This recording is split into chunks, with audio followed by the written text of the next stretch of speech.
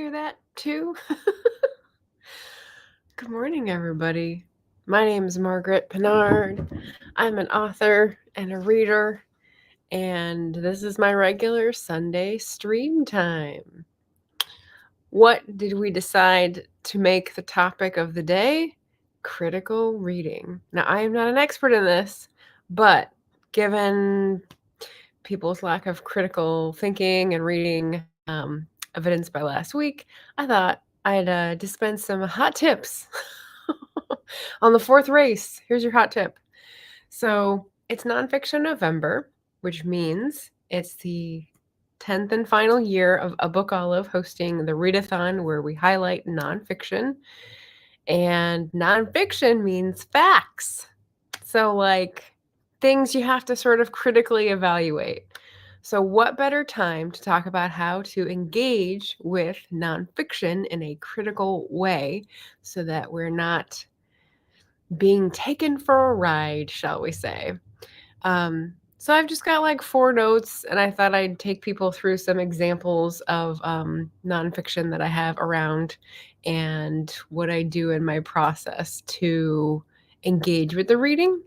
I know sometimes you want to do this and get your brain some exercise, and sometimes you don't. You just want to like absorb, and maybe like it'll, turn over later. But if you're reading political books, history books, science books, that can be important in framing your worldview. So I did want to start this off with a more fun question, which was, if you're reading a celebrity memoir, how much of it do you expect to be true? Because I was thinking, well, when do we have to sort of pick through people telling their own story and be suspicious? And I was like, well, celebrity memoir is one of those for me. So, like, how much of that fact nonfiction would you expect to be like, okay, I trust that whatever percentage of this is true? What do you think? Hi, Sam. Writer Sam Wicker says 10%. Yeah, okay. We've got Jim's Books and Reading in the house. Books, Reading, and Stuff. What did I say? I said something weird. We've got Eva in the house saying, oh, hey. I saw her earlier today on Sam's stream with Maggie, which is great. Memoir is less accurate than autobiography. I don't think that's a hard and fast rule, Jim. I think that's what we've come to anticipate. I don't know if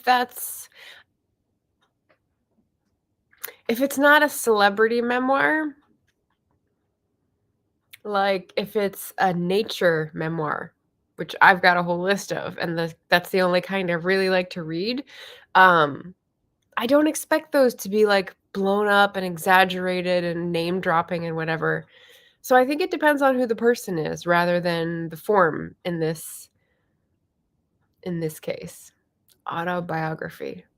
Because I'm thinking of a celebrity autobiography, or the famous one that Oprah's book club got blown up by, James Fry. Like, I don't know if he was a celebrity, but like, was that a memoir or was that an autobiography? He wrote his own, right? And lied all the way through it. So is it less accurate, more accurate? I don't know. Eva loves memoirs. Memoir, as Dee Dee says. Yeah, 10%. I guess I would have said 70%, Sam, just to compare, because, they do live their lives a lot in the public eye, so a lot of this should be verifiable, right? So they can't go too far off of reality that we've seen pass before our eyes, or at least I would think so. But maybe I'm not watching the right celebrities. Oh. Eva says more of a creative nonfiction voice than a biography, autobiography. Are you talking about memoirs? So if you're talking about memoirs and the difference between the genres, like memoir is expected to be more of a creative nonfiction voice, meaning you can mold things, you can order things in a different way, you can frame things in a different way, but like it should still be accurate. Yeah, I agree with that. It's the creative part. Like, are you making it into a narrative? Are you fictionalizing any of it? That's the part where I don't know. Jim says, I enjoyed Bryan Cranston's memoir. I bet that's really good because he is an actor who's had a very, I don't know, down to earth career, like not soaring to the heights of celebrity fame until like recently, I think. But yeah, I feel like he's really smart and I'm not sure why. Like Stephen King's On Writing. I loved it for the memoir portions. Oh. See, I don't even remember the memoir portions. I probably wasn't as interested in those when I read it. Oh, good point. All right. It involves emotion more, where facts are the focus on the rest. Memoirs involve emotion more, where autobiographies are more facts. Okay, so here's an example, right? I have a big old book. It's called Antitrust by Amy Klobuchar, and I just pawed through the backs of my bookshelves, which is difficult because I have to pull out all the front stuff that I haven't read to get to the nonfiction that I have read and kept. And this big chunker, Antitrust, is a topic that I'm really interested in because monopolies and the injustice that creates and the inequity in society that those create is a big issue with me, like one of my most important issues. And she talks about it. Amy Klobuchar talks about it. I think she was like a lawyer and, was really up against cases where people were trying to merge, whatever. So she goes through this. But it didn't really hit me. Excuse me. It didn't really hit me as impactful because I didn't get the emotion. I'm sure she puts it in there, but it's not like the through line. So it's lots of facts and figures, and I did this and I did this, like a politician would be expected to. So this is an interesting point. We're persuaded a lot by emotion more than just lists of facts. So keep that thought. I'm going to try to remember that when we come to some of my examples. Okay, Jim's got a definition. A memoir is a nonfiction narrative. The author shares their memories from a specific time period or reflects upon a string of themed occurrences throughout their life. Yeah, see, I went to this definition as well on Dee Dee's stream like 2 weeks ago on Friday because they were talking about memoir and biography. And yeah, it's the ordering and the framing, I think, that really allows you to point people in a certain way with a memoir, which other nonfiction is still allowed to do, right? So, like, well, this is a bad example. This is like a lot of memoir in there. This is a lot of memoir in there. This is not. This is more like a pastiche of essays. This is more like a memoir. I mean, it's interesting. I'm reading, I've compiled all these books around here. Okay, this is not. This is the one, Jim has read this. Jim is part of the reason I'm reading this with Anya. No Logo by Naomi Klein. She does talk about her high school self, her teen self, her university self in terms of the trends, but this is much more about like journalistic headlines and whatnot. And she's framing it as the most up-to-date information. So she's got lots of facts and figures, studies, sociology, and I have no reason to disbelieve them, right? Because why? Why? That's the question, right? So what makes us believe or disbelieve when we read facts? I'm interested in this. Oh, I'm slow here.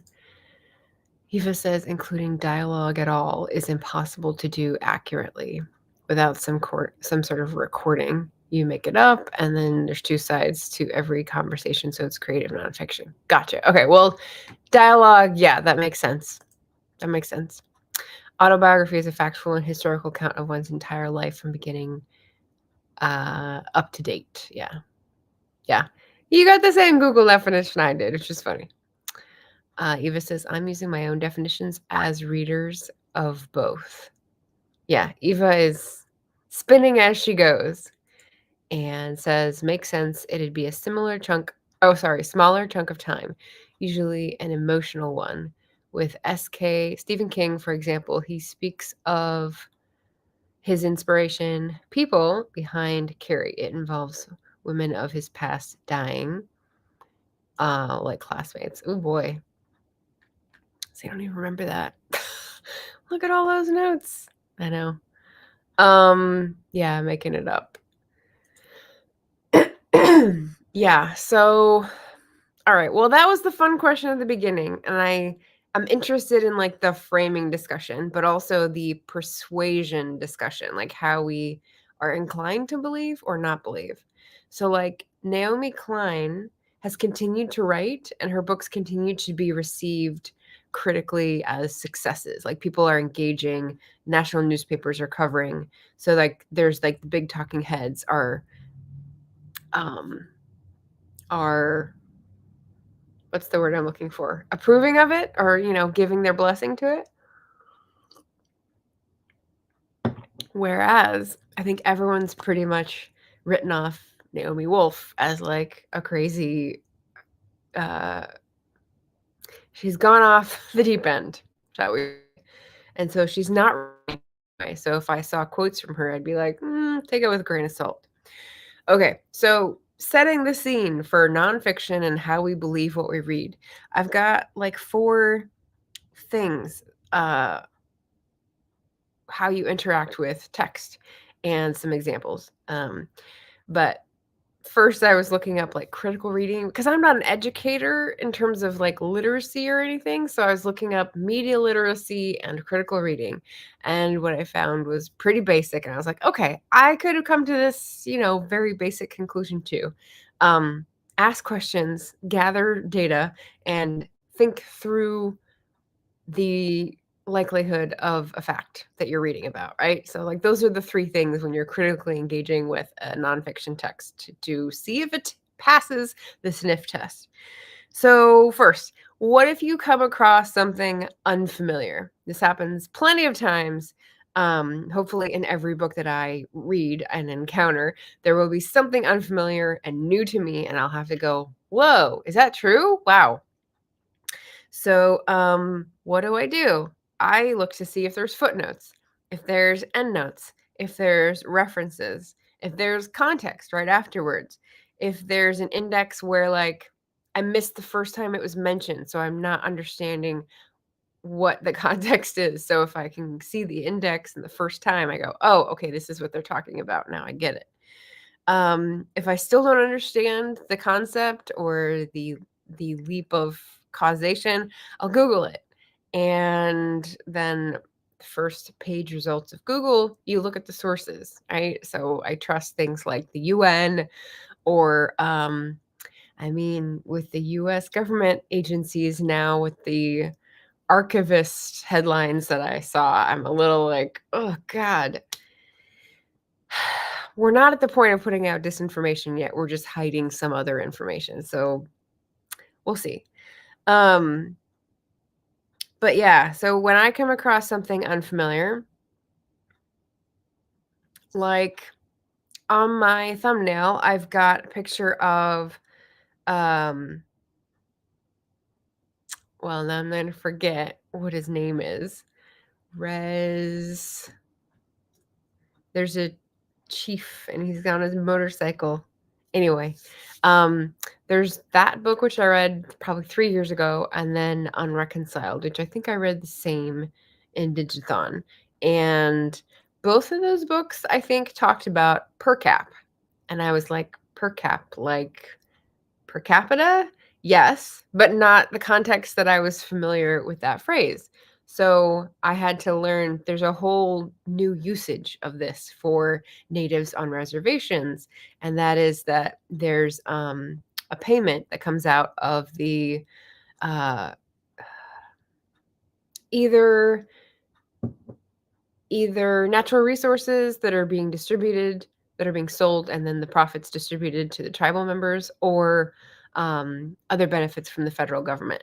So just like Scotland has oil contracts and they're benefiting the employment sector there, Norway has per cap for its people, I believe, because they have a whole big oil drilling thing as well, and that is dispersed to their citizens.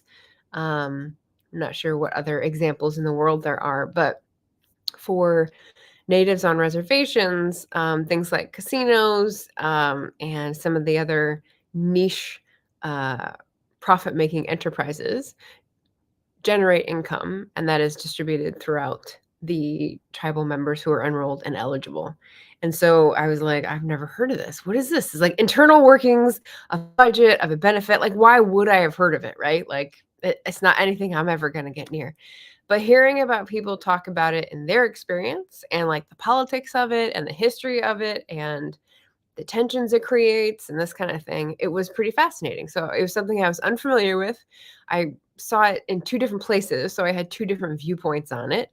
And now I'm reading more books about Native American history, and I've got that sort of background knowledge. But a couple years ago, it was very unfamiliar, and I had to sort of adjust that in my bag of tools, and figure out what it meant. So there's my first hot tip.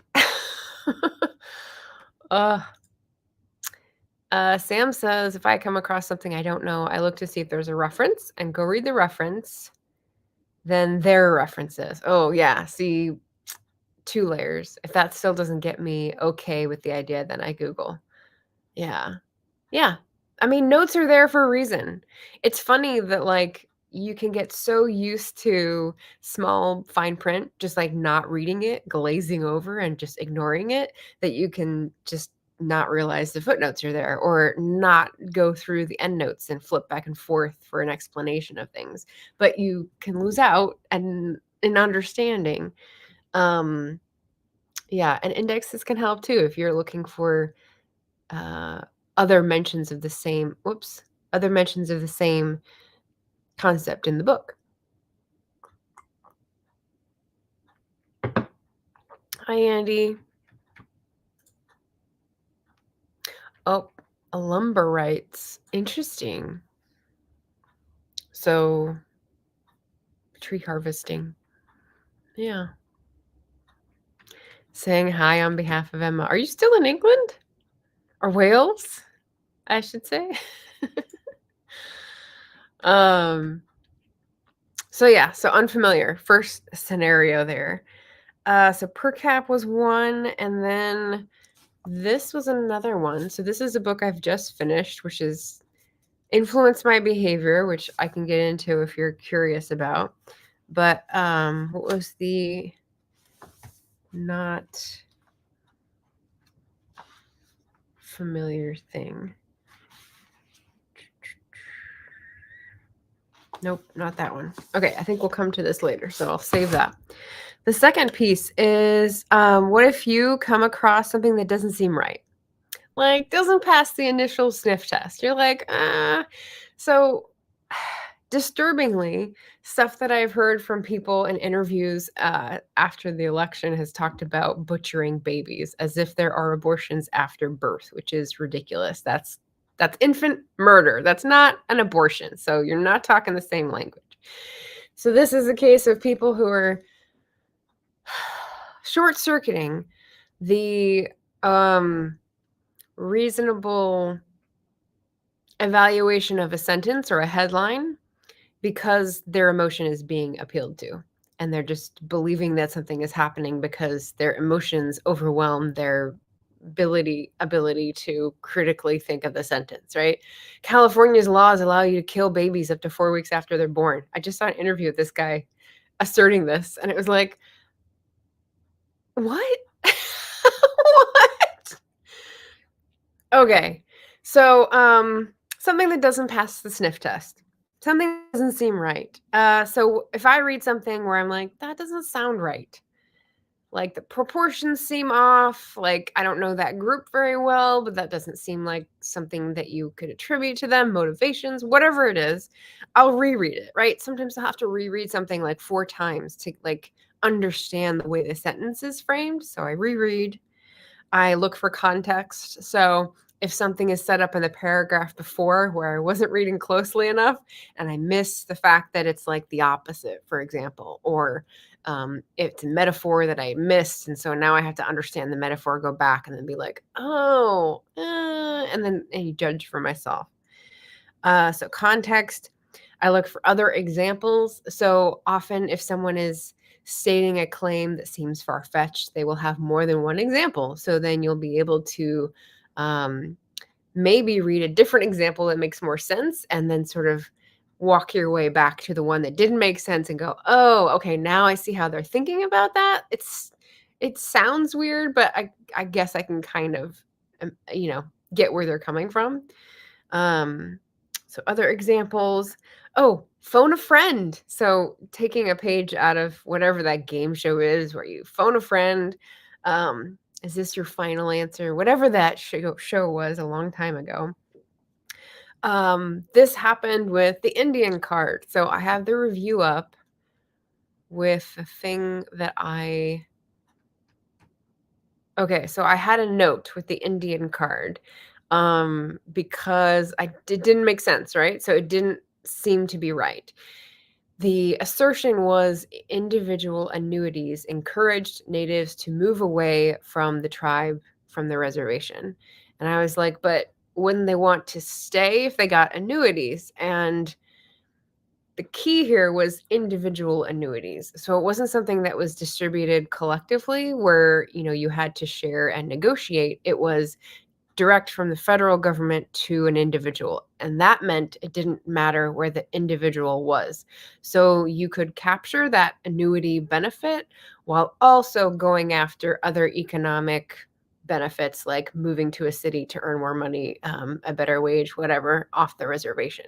So this was my phone a friend when I was asking Amy, and she was like, oh no, this is definitely true because people will move off the reservation for opportunity, for better like work opportunities, and they can still get the annuities. So it does actually, what's the word, atomize the community more. So this federal intervention / benefit actually contributes to the atomization of the community. And I was like, oh, okay. So that little piece, that bridge of thinking, doing it individually versus collectively is what I hadn't understood in that sentence. And she made it clear.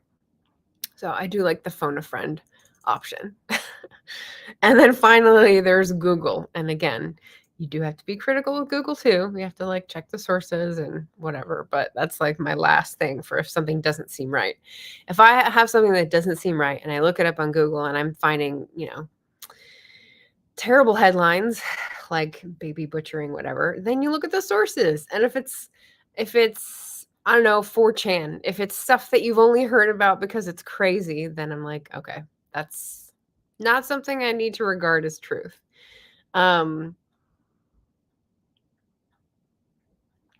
But you may not be able to get into very specific things like the individual annuity thing example that I just said, but you might get an overview. Like, did I put, no, that's for the next one. That might take a little bit more digging, and then it's up to you whether it's like crucial in the moment or whether you just sort of wait to understand later. If I'm researching for a book and it's a historical thing, I will open up a tab and remind myself, bookmark it, remind myself that I need to resolve this thing because it's a specific detail that I need to fix or get right. But often if it's contemporary nonfiction, I'm just sort of like, well, I don't need the whole picture. I'm going to keep going and see the bigger picture of what they're saying. And maybe I don't need to know the exact details because that would drive me crazy. Oh, let's see.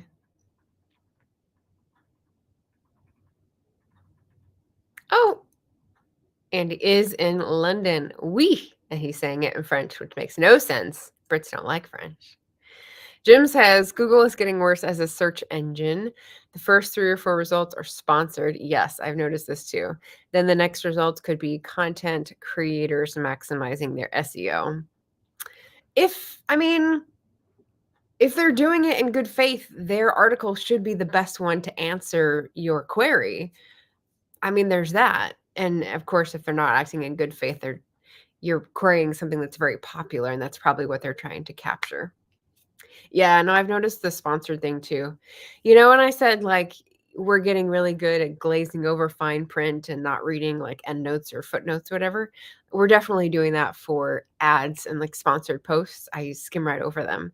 I have to skim when I'm going through the YouTube homepage. I have to skim when I'm on Instagram, when I'm on Facebook, when I'm on Twitter, any of these social media things that are now driven by advertising. Yeah. And remember, Jim, Google is not a search engine. It's an advertising empire, and you're the product. So, I mean, that is sort of their raison d'etre. Are you seeing Martin and Richard and the whole gang? Women out there like, never mind. I miss what this is pertaining to. Sam says, news, what you watch if you want to facepalm multiple times and lose all hope in humanity. Yeah. Well, I can't watch news because of how repetitive it is. Like, that's just the medium itself. That's not even the content. So, like, yeah, the 24-hour news cycle, just nope. Why is there no facepalm emoji? That's definitely one they need, right? Yeah, Eva says, check human news sources. That can be what comes up on Google. We got some highs. Oh, wait, we do have a facepalm. Andy, there you go. Sam found it. Andy's reminding me it's called Who Wants to Be a Millionaire? Yeah, and the options were 50-50, phone a friend, ask the audience. Yeah. Sam says there is one. It's just easy to skip over. Yeah, the emoji. And we've got a Rita in the house. Hello. And I wish that sources like EBSCO hosts were more accessible for public use, not just schools, but I get it. Overloaded servers is no good. Yeah.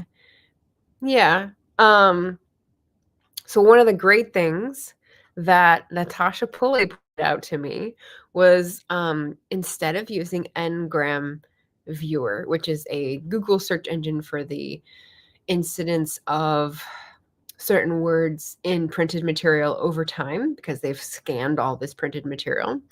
There's the OED, like first ever recorded incidents, which is much more rigorous. And so I was like, what? I don't have the OED. I wish I had a bookshelf with the OED big enough for all the volumes, but it's a database that you can access through your public library. So support your library, use their resources. You just need to go through their doorway to get to the OED, and it's like glorious. It's very, very cool. So I definitely took her suggestion on that and used it for a lot of the things that I had to verify if the words were used then. And if you read my book, Orla Rafferty Seeks Her Fortune, you will probably find some words that like you've never seen them before, but you can tell what they mean. Like the word numpty, if Andy is still here. Numpty means like an idiot and sort of Scottish slang, but that wasn't around yet. So I had to use like, is it dumphy or something? It's very similar sounding, which I thought was amusing. So yeah. Andy says, so many sponsored search results first. Yeah, you just have to like scan past them. Rita says, once in a while, those ads get me because I'm thinking it's someone I follow, but it's usually not and just an ad. Yeah. Eva says, I scroll headlines and research what interests me, but also don't watch news. Yeah. So libraries, yay! Elbow cough. Is that an elbow cough or a dap? They can be used for either, that emoji. So I'm gonna say it's a dap. Numpty. Yeah. Okay, so far we've gone through when we come across something unfamiliar and when we come across something that doesn't seem right. The third one I have is when you come across something that's cliche. right? So if you come across something where they're claiming something that you've heard for a long time, it's sort of like received wisdom, and I don't know, does it really make sense? Excuse me. So, for example, the phrase trickle down. Trickle down. I hate this phrase. It just makes me think of pee sliding down someone's leg, right? Trickle down economics. It's a fake idea. It's a fake idea. It's meant to say, well, if the rich people get richer, eventually that wealth and success and economic activity will trickle down to the masses. But the problem is that they've sealed everything up so tight that that doesn't happen. And it hasn't happened the entire experiment time where we've had these policies in place. So all I can think of when I hear this word is Renee Zellweger in Cold Mountain saying something like, don't don't piss on my leg and tell me it's raining.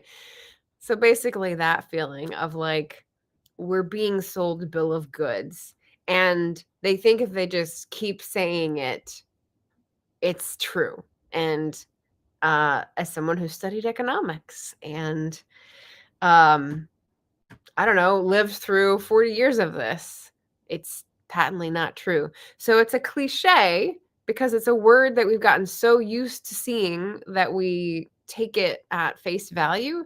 And maybe you need to stop and be like, wait a minute, like, what does that actually mean? And does that make sense? I mean, I could also go into tariffs. A lot of interviews and clips of interviews that I'm seeing now are people understanding what tariffs mean after they voted for them, which is unfortunate because you need to understand what you're voting for before you vote, not after. So understanding how things work, even if you think you do, maybe the cliche has been around so long that you think you do, but you might want to like check it with some online resource like Wikipedia. Stuff that's a cliche has been around long enough that there's probably a pretty neutral definition of Wikipedia. And I think Wikipedia is pretty great. I don't keep encyclopedias on my shelf. I go to Wikipedia a lot for biographical information when I'm looking at, people who were British barons and lords and whatnot. That is a great place to find history of business ventures and, heirs and the line and where they lived and this kind of stuff. There's no incentive to lie about this, right? So it's just a resource that I find pretty amazing. Um, but yeah, other things that are cliches. When you hear something that sounds very familiar, but you've never learned about it in depth, maybe that's time to be like, well, what's the neutral definition of this, right? Um, so I would say look for a source or your association. So when I think of trickle down economics, I think of Reagan. And I've learned a little bit about Reagan, not a lot, but like check your assumptions, right? The self-awareness of it all will help. And then look up what the definition is and see if it makes sense to you. See if it passes the sniff test then. Wikipedia, I said, and then if it's a quote, if it's like a quote that everyone's heard of, maybe it's misattributed, who is it actually from? Like, what's the context? I just read a quote from L. Frank Baum, who is the author of the Wizard of Oz books, and it was about the need to exterminate all Native Americans. And I thought, oh, well, that puts his authorship in a different light and not really anything that I want to read. I know L. Frank Baum has populist political overtones in his writing, and that is sort of interesting. But to hear that background of like his solution to America was neutralizing the threat of Native Americans by killing them all, because we've gotten them so mad, we just need to kill them all, because it's kind of like, when slavery was in the Caribbean, and every island had a tiny minority of white folks that were the owners, and they were just constantly afraid of rebellion, and so they got more and more cruel to keep discipline or whatever. It's kind of like that, that was crazy to run across that quote. So it's not a cliche, but it was something unfamiliar, something that I was like, oh. Let's see.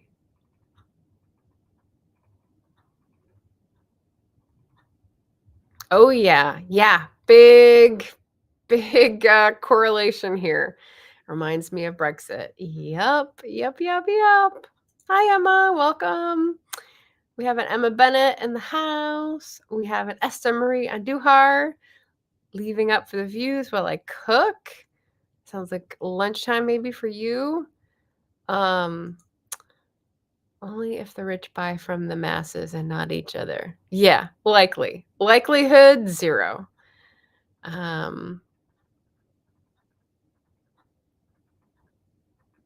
Yeah, I get served up ads, blah, blah, blah. Dodgy, YouTube, elbow cough. Okay, so I'm catching up here. Emma, Esther, Brexit. Eva says, I've enjoyed seeing content about how Google searches have spiked after the election. What are tariffs? Can I change my vote? Oh my God. Yeah. Hi, Richard. How you doing? As a person who always second guesses whether or not her knowledge is correct, my Googling is all over the place all the time. Lol. Yeah. Yeah. Second guessing. I mean, I think second guessing, as long as you're not doing the same thing over and over again, it's probably healthy, because it's like checking, right? It's like making sure what you know is true. I think that's healthy as a habit. Hard same. And what are tariffs? LOL. Oh boy, our household may benefit from some of the upcoming tax breaks. Time will tell. Voted against them, of course. Yeah.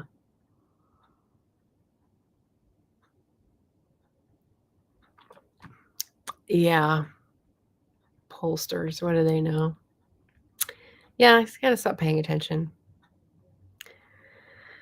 Yeah, super depressing. Brexit, eh? Oh boy. Boy. Yep.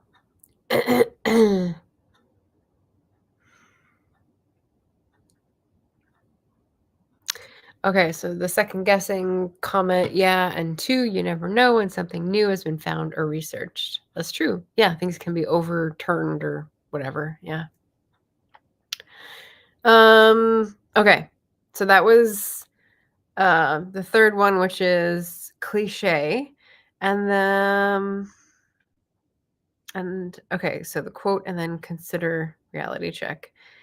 And then the last category I had was what to do if you come across something that the tone seems off. And this is where I'm going to use this as an example. So I was really annoyed for probably the first 60 pages, 80 pages of this 220-page book. And I'm not a never DNFer, but I don't do it often. And I was sort of considering it. I didn't know where this was going, and I didn't like the tone. So just as an example, here's where the tone shifted, right? We got like 60 pages, and then he shifts. We Are the Weather by Jonathan Safran Foer Show your hands. This is a book about the impacts of animal agriculture on the environment. Yet I have managed to conceal that for the previous 63 pages. I have navigated away from the subject for the same reasons that Gore and others have. Fear that it is a losing hand. Okay, so up until here, he's talking about metaphors about people acting on information and why we're not doing it. And so he talks about his favorite metaphor that he uses many times in this book is Americans on the South and East Coast turning off their lights during World War II. And it was solidarity for the blackouts. Like, they had U-boats off the coast, but they didn't have bombs. So it wasn't like protecting themselves. It was to try to give away no information to the U-boats. And it was one of those things that it wasn't convenient, but it was like a small thing to do to fight back. And he likes this metaphor, especially because there's a lot of individual actions that don't win the war, but you can't win the war without them. You know, victory gardens and women going into the workforce and all these different little pieces. And so he's using that for the climate crisis and how we can think about that and motivate ourselves to act rather than feeling totally despairing like I did on Wednesday. So he was going over and over this stuff and like metaphors and history and it's just so not connecting with me. And I'm like, what is this? Come on, what's the point? What's the weather part? Like, I was getting frustrated. And then it sort of turned, and then he really goes into something that was valuable to me, which is how much are we lying to ourselves? And I thought that was really valuable because I feel like I struggle with that a lot in terms of making choices and knowing facts and feeling powerless or feeling like you're contributing to something. So this week I was like, okay, it's almost Thanksgiving, and I've read the facts in this book that the agriculture sector, especially the animal agriculture sector, is responsible for not only, like the methane and the pollution and whatever, but also all the cleared forest land and the motivations, incentives for burning forests and clearing land and all this stuff. So when I think about it, I go, oh, this is much more of an impact than I thought. Yeah. There's no reason why I can't be vegetarian and support that. So I've never done this in my life, but I'm going to try it out. So here's the second quote from We Are the Weather that I was much more in tune with. How far do I have to go back for this quote, though? My great-grandparents lived in a wooden house with no indoor plumbing, and on cold nights would sleep on the kitchen floor by the stove. They never could have believed the things I have. A car that I drive for convenience rather than necessity, a pantry stocked with foods imported from all over the planet, a home with rooms that aren't even used on a daily basis. And my great-grandchildren won't believe it either, although their disbelief will have a different spirit. How could you have lived so high and left us with a bill too large to be paid, too large to be survived?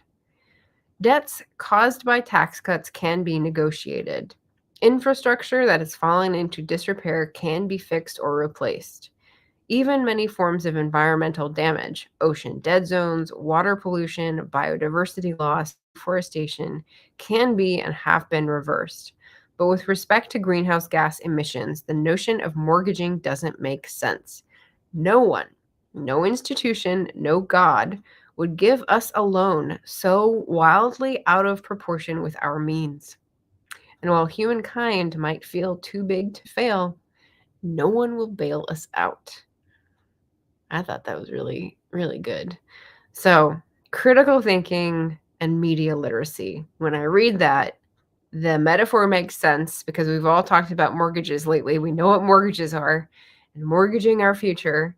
And it's just really irresponsible to keep using up more than what the earth has because we're passing on the debt to later generations, which is really irresponsible. So that was good. Tone seems off. So the tone changed and it got better, so I'm glad I didn't DNF.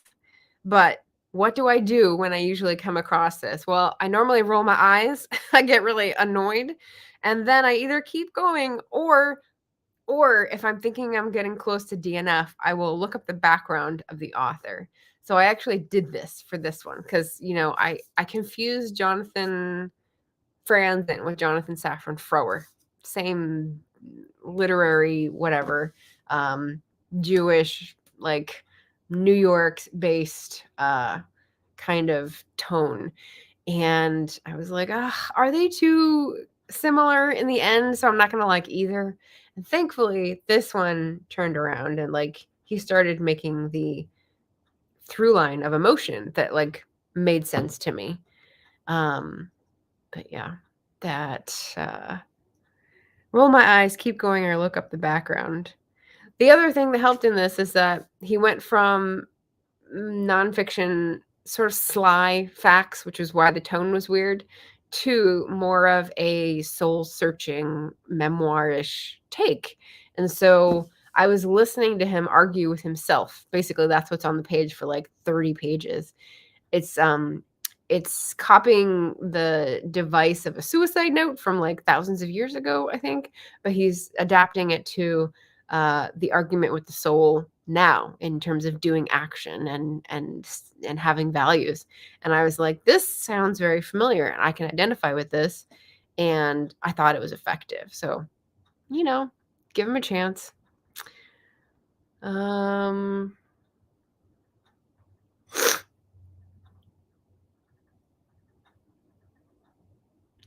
Joseph Stalin.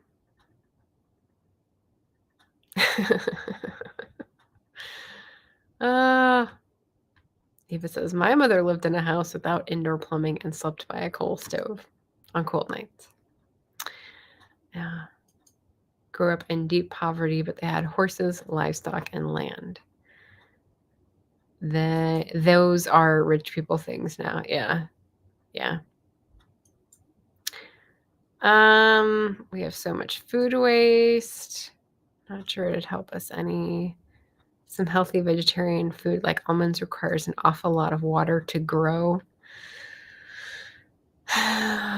Yeah, but that's with monoculture. So, Jim, if you're going to go into the water required to raise almonds, you have to go into that is the monoculture model in California that you've read about, I assume.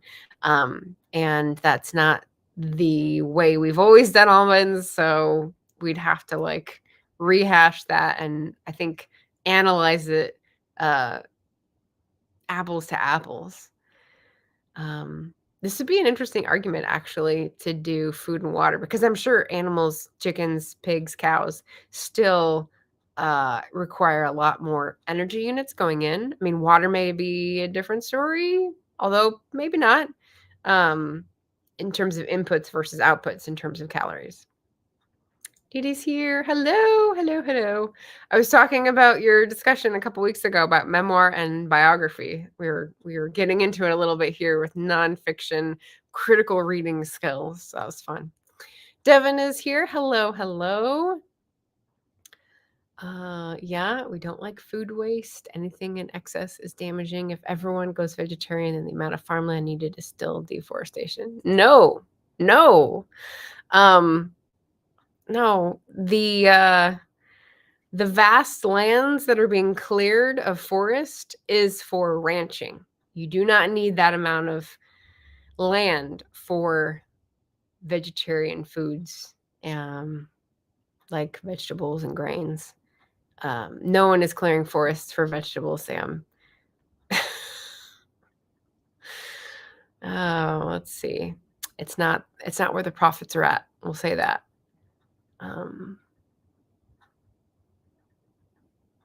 Lawns are plenty of space wasted. Yes, I was just talking about this with my friend. Lawns were the 18th century way of saying you made it to the aristocracy, and it is still a thing of beauty today because it's a way to flaunt your wealth. You don't have to have a vegetable garden. You have a lawn, which is funny. Roadways take up much more space than mass transit and walkable spaces. What do you mean by roadways? Highways? Roadways. Having roads for cars? Mass transit and walkable spaces.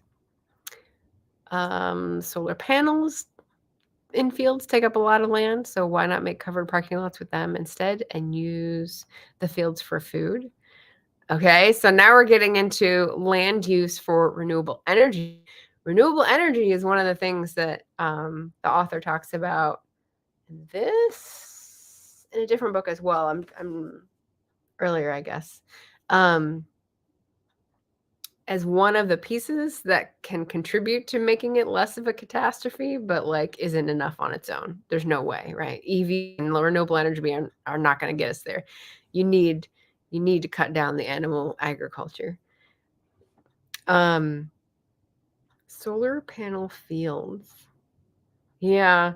When you think of solar arrays, you're like blanketing the earth, right? That's pretty invasive. But yeah, there are definitely combinations. That's a good creative use of the land. I myself think distributed generation, so like smaller units that are not dependent on a full grid, like are going to be the way to go because we're not going to be able to keep up the interconnectedness when the world collapses. Yeah. And the corn in Illinois feeds livestock, not humans. That's a big part of it, is that we're growing food for animals, for the wealthy in the world, rather than other things that can feed people. Solar panels can be on top of buildings, on top of car parks. Yes. Great discussion. Yeah, we're just talking about critical reading and media literacy of nonfiction for Nonfiction November. Eva says we have a lot of wind power being added in Illinois. Yeah, I think it was resisted because of bird deaths that they hadn't worked out, but also people not wanting it in their view, which is rich people nonsense. Lawns being made of grass absorb CO2 and output oxygen. Dude, grass does not absorb CO2 the way a forest does. There's no contest. Nope. Especially the lawns that are like imported species of grass rather than what is the native grass. So that's not even helpful. Yes, all of the roadways, parking lots, instead of 2-lane, they're 4-lane, 6-lane. Yeah, I agree. Accommodating more and more traffic of individual cars is not the way to go. Unfortunately, that's what we've done for the past 50 years. Mass transit, walkability is the way to go. I don't know what the answer is for spread apart cities and rural centers, though. No, I'm not going to put nuclear up. That again is mortgaging the future because there is no solution to nuclear waste and it's just a ticking time bomb. So no to nuclear. Lawns are usually covered with pesticides and we are short on CO2. Most areas have rules about how many trees remain on properties. Most areas have rules about how many trees. I didn't know that. I don't know which types of areas you mean, like public land or like zoning laws. I'm not sure. Devin says lots of good ideas here for debates and discussions. Yeah. That's why we have trees in parking lots, and that's the only reason. Some parking lots don't have trees. They're awful. Devin says farming, even a small plot of 1/8 of an acre, requires a lot of time to maintain, and not every place has the right environment to grow food. Depends on what type of food you're talking about, right?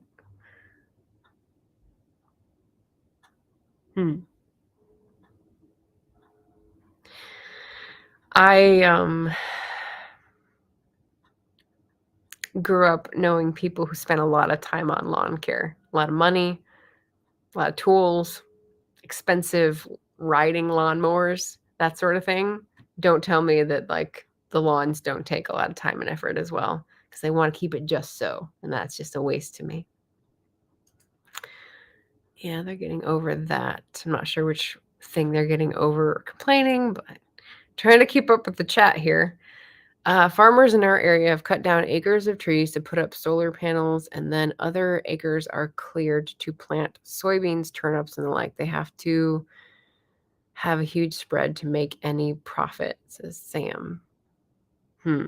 Yeah, that's the monoculture thing. So that's not what I would advocate. Soybeans, turnips, and the like. And are those going to human markets, or are those going for feedstocks for livestock? You're in North Carolina. Trees? Who's cutting down trees to put up solar panels? Huh.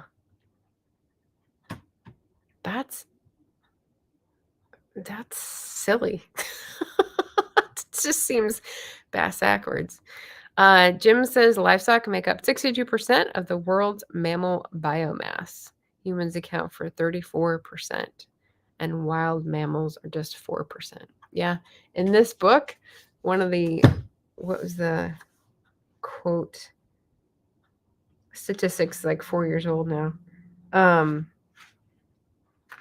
There are approximately 30 farmed animals for every human on the planet.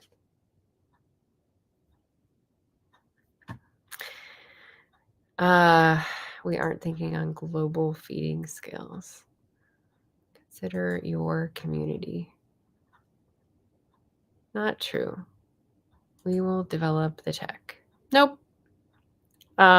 Putting your faith in we will have a tech miracle, that's mortgaging the future. That's saying, well, we don't have it now, and it's going to be tomorrow's me's problem or great-grandchildren's problem. Yeah, that's not it. I cannot cut 100% of my trees. My state and city both have zoning laws. Okay, the zoning, that's what I was thinking. Oh boy, 3 Mile Island. That's in Pennsylvania. Oh God, AI servers. That's a whole nother discussion. Is that in the ocean with or without hurricanes? I don't know which that's referring to.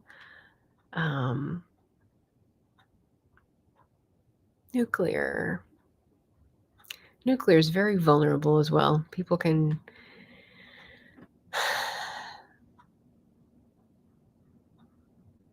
turn it into a weapon too easily, I should say. Over that, wind power. Okay, I'm not keeping up fast enough to make the comments make sense. So I'm gonna try catching up. 5 acres. So growing up, Sam says, we worked 5 acres of farmland, vegetables, and then 2 acres of orchard. It was a few hours each day at the least, and then all day Saturday. Yeah. Yeah, it's a lot. Yeah, autarky is a lot of work. That's why we have trade and specialization. Eva says, anyone just randomly remember those billionaires who poofed when they went to view the Titanic? Or just me? You mean like the ones who died in the submersible? I don't know what you mean.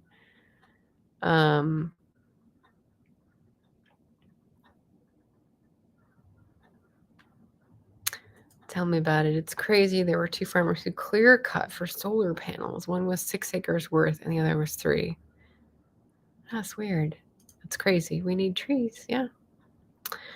If we didn't have to plant corn to feed cows, how many turnips can we plant? I think this started with going vegan. I think the turnips are feedstock for livestock as well, because I don't know many people that eat turnips. I don't know that it's gotten trendy, like not celiac. What's the celery root? Celeriac. So I don't think the turnips are for people. I love Margaret chats. Yeah, we should definitely eat less meat.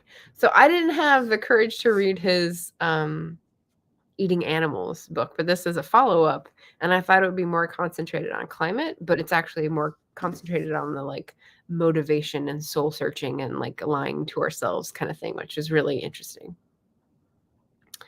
Cornfields turn into other types. They have to replenish nutrients in the soil without too many chemical aids.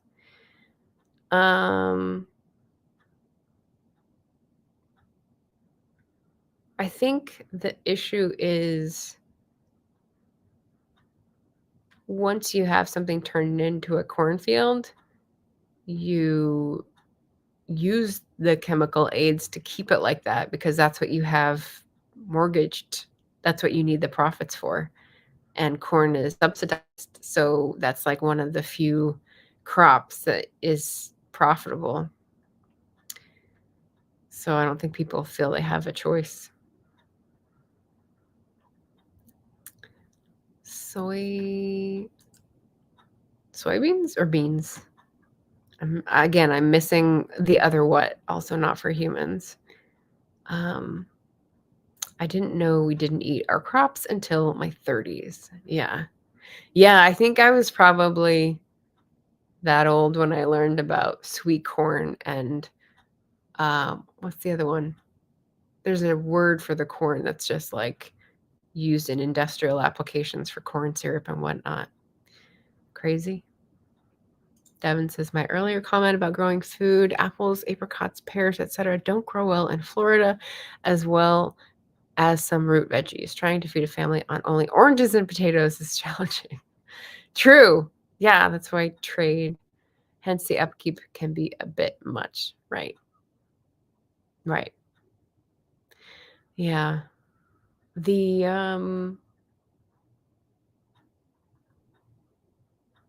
yeah, so you'd need to have regional food networks so that like people may be at a different elevation or different microclimate that you can trade with them. Maybe they have nut trees or maybe they have root veggies at a different microclimate so that you can get a balanced diet.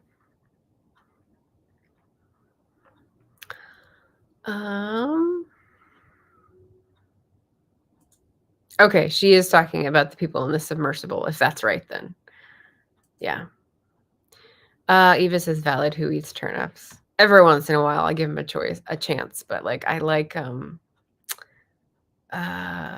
Swedes so much better. Neeps and tatties. I don't think I've ever eaten celeriac. Yeah. It was trendy for a bit, which I don't think turnips have been, is my point. Yeah. Yeah, yep. No one would say otherwise, especially the 19-year-old that didn't want to go. Yeah. Lawns are definitely expensive to maintain. We don't try for a perfect lawn. We just cut the grass to keep the snakes away. Oh dear. Yeah. I wonder what natural grasses would be there where you are, Devin. Like I know people in California have transitioned from lawns to like native grasses and landscaping that is more adapted to the climate because lawns just eat up the water in California and it's inexcusable. Florida is much more humid. There's much more water in the system, so it's less of a worry. But I do wonder if it's an invasive species of grass that's, taking over. Hardcore corn. Nah, that's not what it's called. What's it called? Sweet corn versus field corn. I think that's what it's called. That's just what came up in Google. Dent corn. That's the one I was thinking of. Yeah, just industrial processes. Corn maize season just ended. Oh boy, we got the puns. The small farmers with produce stands. Love them. They can't grow in the off season. Several have closed in recent years. Depends on the area. We turned cornfields into soy and then back again. Oh, okay. Always planting and harvesting and using the nutrients replenished by the one crop for the next one, corn, soy, corn. I didn't realize. That's cool. I wonder, so which one is a nitrogen fixer? Because I think phosphorus and nitrogen are the ones they keep having to put in the soil. NPK and potassium, I guess. Maybe that's the one you had to do with chemicals instead, but that's cool. Devin says, I come from a family of farmers. Crop rotation is key to keep soil nutrients in balance. Beans can restore what the corn took away and so forth. Nice. So I don't know if you mean soybeans or other beans, or maybe like, I think soybeans would be different from other beans, but yeah. Yeah. Overall, yes, I get this approach. Yeah. Mashed Swede is quite nice. Yeah. Still not human food grade here. What are you talking about? Love farmers markets. Coalition of farmers working together because they share seeds and equipment as well as the market space. Yeah. I mean, that's the beauty of a community working together, rather than just being dependent on an outside big box store, for example, or processed food in a food desert, for example. So we got to keep those supply chains open.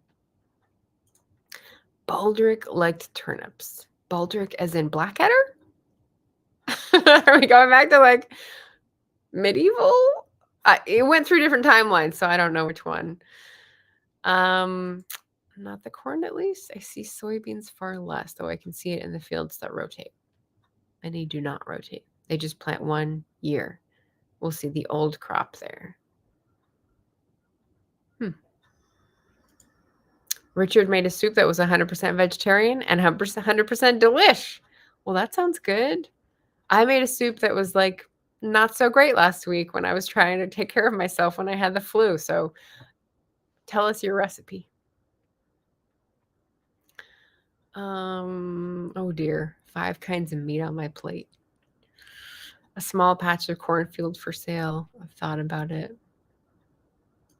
Okay, so Devin's answering that question I had. Natural grasses in Florida can be invasive. Okay, so that's the sentence is making my brain go in a pretzel, because if it's natural in Florida, it's native, but it's invasive. That's the opposite. So I'm not understanding here. One that's really annoying is have what we call stickers or foxtails. Very pokey. I'd rather step on a Lego. Ugh, yeah. So is it like the dominant grasses that are invasive, or is it the native grasses that take over your lawn? I'm not sure which one, or maybe it's something else. Florida scares my husband due to the crocs and our alligators. I think it's alligators. I think crocs are mostly in Africa, although there's crocs because of the zoos and like exotic pet people. So corn takes the nitrogen while soy replenishes it. Okay. There's other rotations for a lot of different crops, but those are the 2 I know most about. Otherwise, we just switched up rows on everything. Nice. Nice. You know, one of the cool details that I learned early on and put into several of my books was about people taking seaweed and then mounding that up to make earth above the clay. So if the soil was crap and it was very clay or rocky, you'd have to make up your own earth on top. So you do that with like the mossy layer, that very thin layer of soil, but also support that with seaweed and ash and stuff, and that would get you your NPK. So yeah, that's the Scottish way of the 19th century on the islands. Otherwise, we just switched up rows on everything in the smaller gardens. Yeah. Oh, did I miss Jim's comment?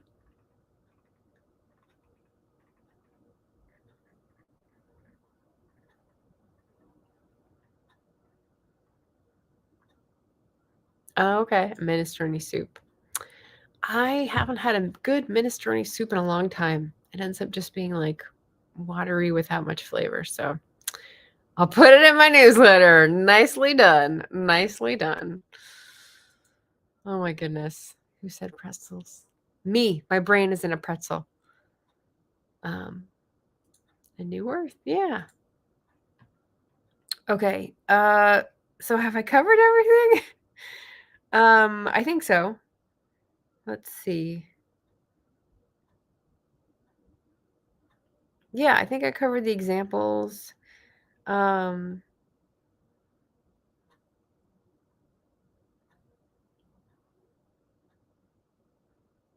Yeah. I was trying to decipher my notes here. FX of Fed NDN policy. Oh, we got there. Okay. Oh, the last piece when I said look up the background. So I was looking up the background of the writer to see if it was worth continuing. It reminded me of Bill Bryson. So I don't know if we have Bill Bryson fans, but he's very popular for being a generalist nonfiction writer, especially with travel, especially with culture in Britain and outside when he's gone traveling. And I did read through the whole thing, but it was very dissatisfying, the Body book. And I reviewed it 2 years ago, and I just looked it up because I remember being really turned off by the tone and like some of the odd comments. And I'm like, I think I've read Bill Bryson before, but it had been a long time. So I looked up a Book Olive, host of Nonfiction November, and she had just done a review of one of the more recent reissues called The Lost Continent, which I think is about North America from Bill Bryson's point of view. And there was lots of like fat shaming content just casually mixed in. They hadn't changed it from the 80s. And she was like, yeah, I don't need to pay money to someone who still has this viewpoint and like hasn't evolved and hasn't like I don't know, learned to talk about people in a neutral and respectful way. And so I was like, yeah, I was getting those vibes from the Body book. Like, as much as the information is useful and I like learning about things that I feel I should know, I was like, judging by the background and the tone, I don't need to read any more Bill Bryson. So I gave away the last book that I had on my shelf that was unread. So critical thinking with nonfiction. That's what I would say. Don't be afraid to look into some of these things. You want to ask questions, you want to gather data in a critical way, and you want to think through, like, does it pass the sniff test? Does it make any sort of sense? So that's when take away the emotion, think through it, digest it, and see if it still makes sense. Oh, Devin's doing her homework. Florida native grasses that intrude into suburbs are the pokey. I do not like them ones. Oh, okay. So they're native grasses, but they're coming into the suburbs where presumably people have lawns. And then we have a link for other grasses. All right. Oh gosh. Oh my. Pokey grasses suck. I do not miss having to get rid of cockleburs back in the day. They were our pokey banes. Well, mine at least. They didn't latch on to dad or mom. Oh my gosh. They were searching you out. Yeah, my neighbors hate my lawn, says Eva. Well, I was a big advocate being in the Northwest of seeing moss lawns, and I would come across them and just be like, oh, it's so great because there's lots of different colors of green. It's hugging close to the dirt, and it just feels like if you pressed into it, it would be soft and forgiving and a beautiful bed. So I sometimes dream of having a moss bed in my fairy tale cottage getaway. So I like the moss lawn idea because it suits the climate.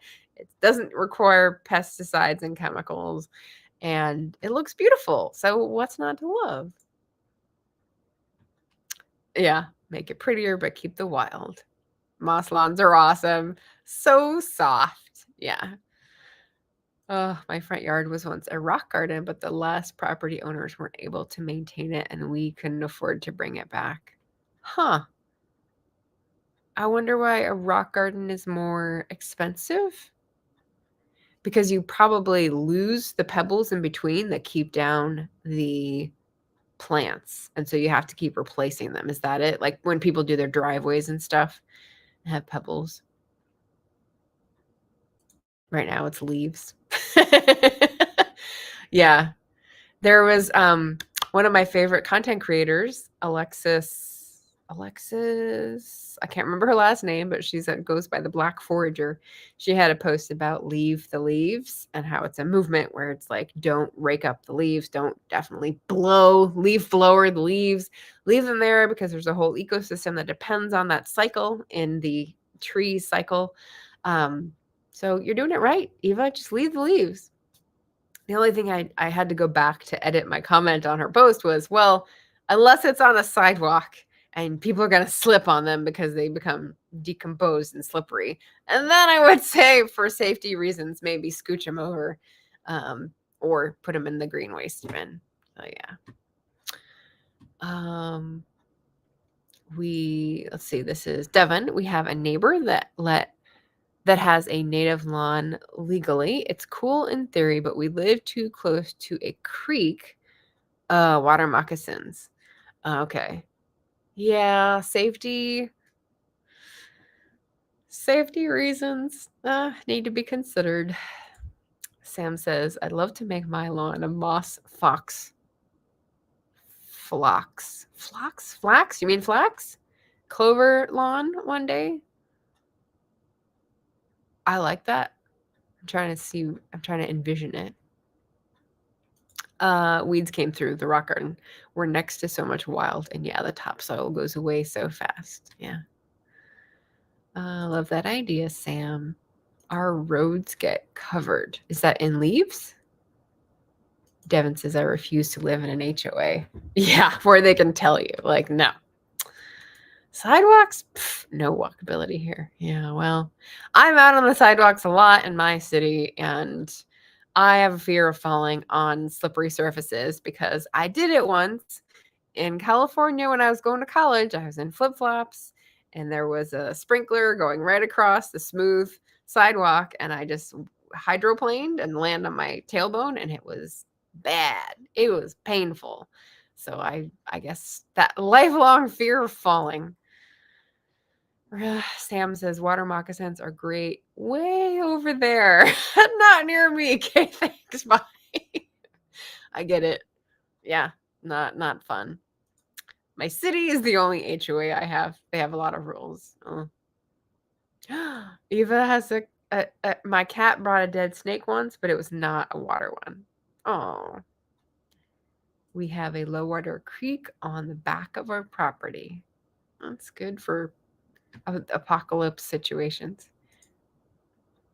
Oh, okay. PHLOX, that I have heard of. Creeping phlox. They're so pretty and great ground cover. Gotcha. Thank you for clarifying. I walk the roads freshly repaved. Yeah, that's good. Me trying to love where I live. Yeah. Are the leaves on the roads, or have they been leaf blown onto the side, or not sidewalks? Lawns, maybe? I don't know. Yeah. I recently had occasion to look up Oregon's policy on leaf blowers because it is just like every morning, almost every morning of the week, in the rainy season. And I'm like, my dudes, the leaf blowers do not work with wet, sodden leaves. It's too weighty. Like, how are you going to blow the leaves around? Like, you do it until it rains and then use a different tool.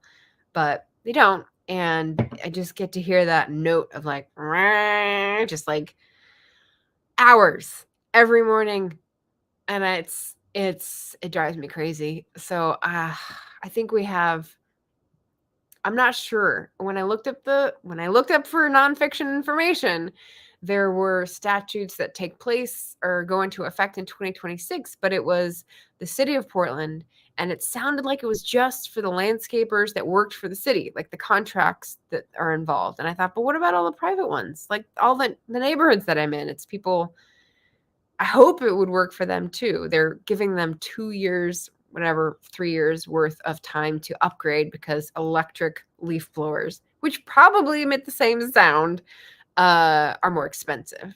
And you have to have infrastructure for charging them or plugging them in, which was difficult. And so they were trying to make it easier for small landscaping businesses, which is fine.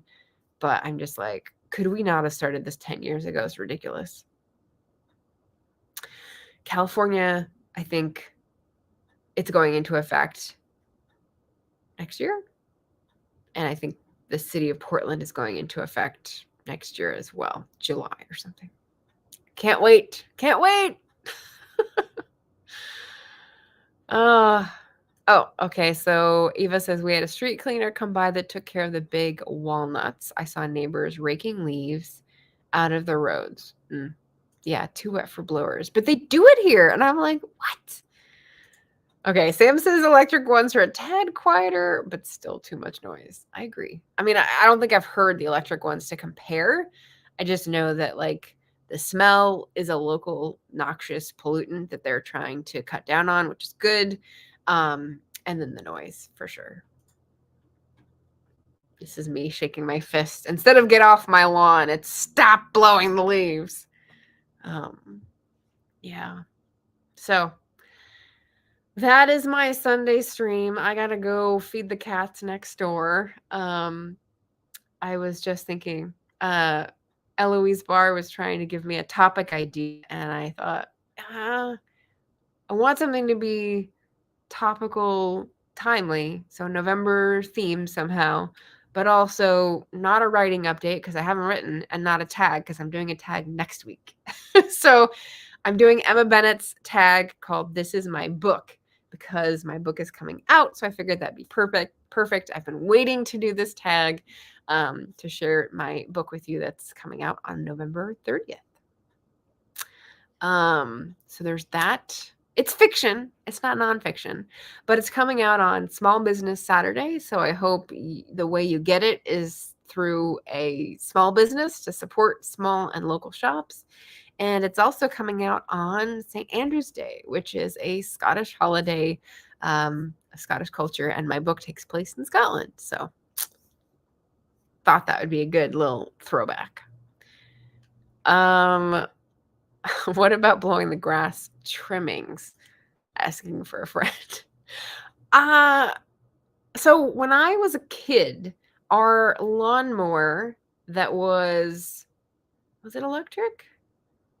It definitely wasn't gas powered. It was either electric or manual. And you had this like cotton back thing that you had to put on to catch the grass trimmings from mowing the lawn. Is that what you mean?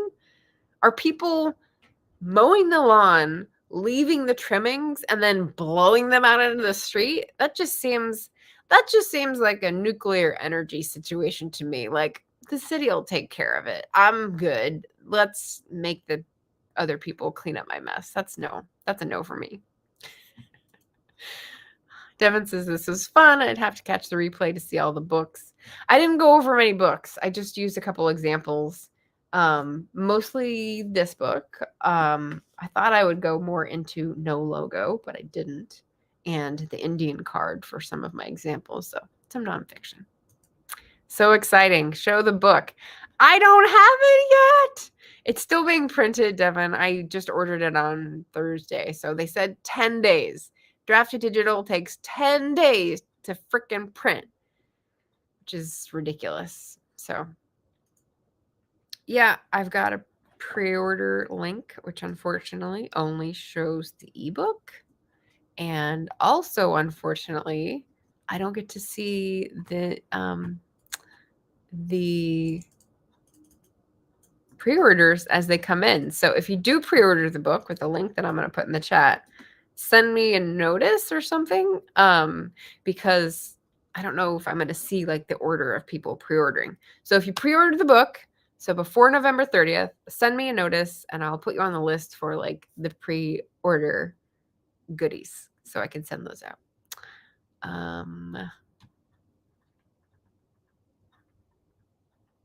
Yes, definitely request it at your local bookshop. That would be the most amazing triple threat. Make all the people happy rainbow level. I mean, okay, so wait, we're going back to the grass thing. Sam says leaf litter is home for beneficial bugs. Yes, that's what Alexis was pointing out. I have no idea. Alexis Nicole, that's what it is. I have no idea about blowing grass cuttings other than it's illegal in most states to blow them out into the road. And then Eva says, no, they're blowing them from the street back into the lawn. Okay, so I mean, they're helping because leaf litter, grass trimmings is like mulch, right? Like, why wouldn't you want to keep that on the grass, on the soil? Maybe I don't get it. Maybe by some stroke of luck, they will print it early. I'm hoping to the blue blazes. Exactly. Yes. I mean, that's on my back burner list, Devin. I will definitely load the ebook copy. I just realized that my ebook version that I used Word for doesn't have page breaks with the chapters, so it looks super stupid. So I'm trying to figure that out. I did a little bit of fiddling and I can't make it work yet, but I've still got 20 days. I'll figure it out before then. I think KDP has a 3-day before and Draft to Digital has a 10-day before. So I have like 10 days to figure it out. Maybe I'll have to ask Sky, but it's a Scrivener thing. So, or a Draft to Digital thing, which none of my friends seem to be into. So I don't know who to ask. Okay. Draft to Digital shows pre-order for the ebooks. Not sure about physical. Okay, when I looked at the forums, it was a few years old, but it said it doesn't show the pre-orders until after the published date. And I can't remember. I've done this once before with Draft to Digital, and I can't remember. So I was willing to believe it. There's a lot of screwy things with Draft to Digital. Devin says, I'm trying to keep out the middleman as much as I can. Yeah. Will I get it up on the website before I publish? I should do that.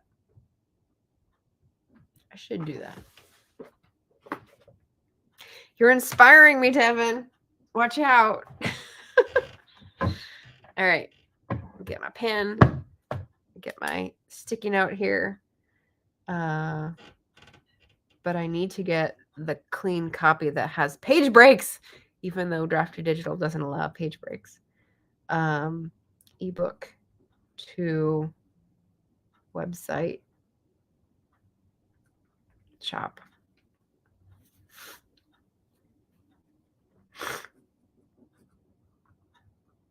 Do it.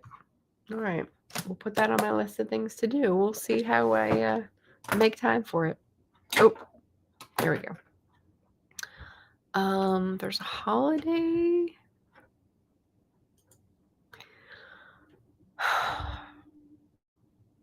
Yeah, they said 10 business days, but grass in the street roads is dangerous for motorcyclists and bicyclists. Okay. Ingram took the full 10 days. Barnes & Noble took 6 days for mine. Oh, this is good info. Okay. Wait, that's to ship. Is that printing and shipping though, Devin? Because that's probably like 2 days to print and 4 days to ship. Let me know if that's included. I thought it showed before the published date, but maybe it didn't. It's been a blur. Yeah. I will wait. You need all the royalties. Evil laugh. Yeah. The cover isn't showing on my second little picture book. I don't remember how long it took to show with the first. Yeah, printing and shipping. They separate them out for me. So it was 10 days just to print. And I'm like, my dudes, what is the problem here? After release date. I don't know what this is about. What do you mean? Clarify your question, ma'am. I was waiting for one from Amazon when someone told me to order it from Barnes & Noble. Interesting. Maybe they're faster.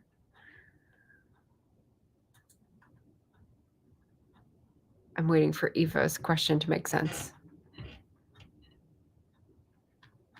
How do you order a copy from B&N before release? You can't. Yeah, she means, she must mean after.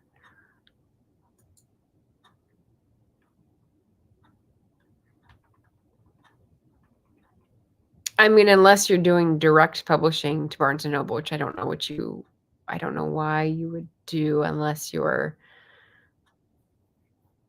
Jane Taylor, who does direct with everything, so she can control all the analytics and everything, sales promos. That's too much for me.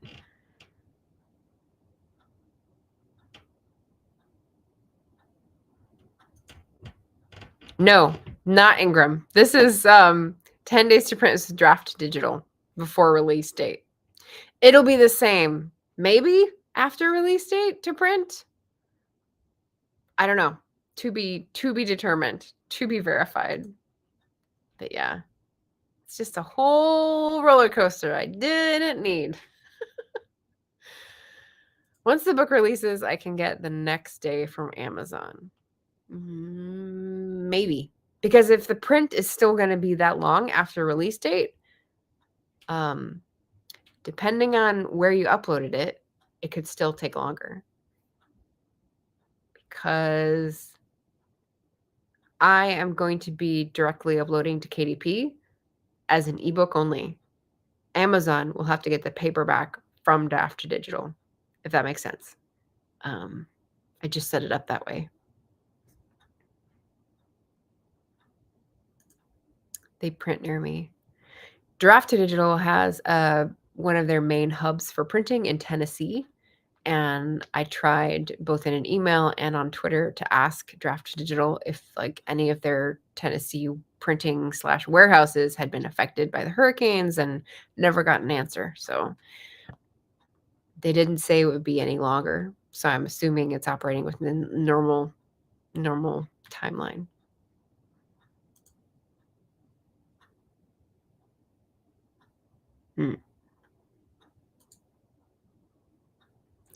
Yeah, Grimm is in Tennessee too.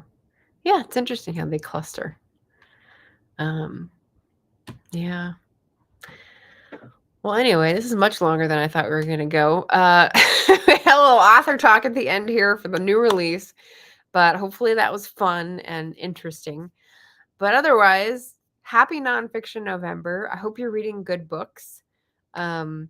I will be, once again, reminder, talking with Chris on Thursday about Slow Down, the Degrowth Manifesto. So that's about economics and the climate crisis.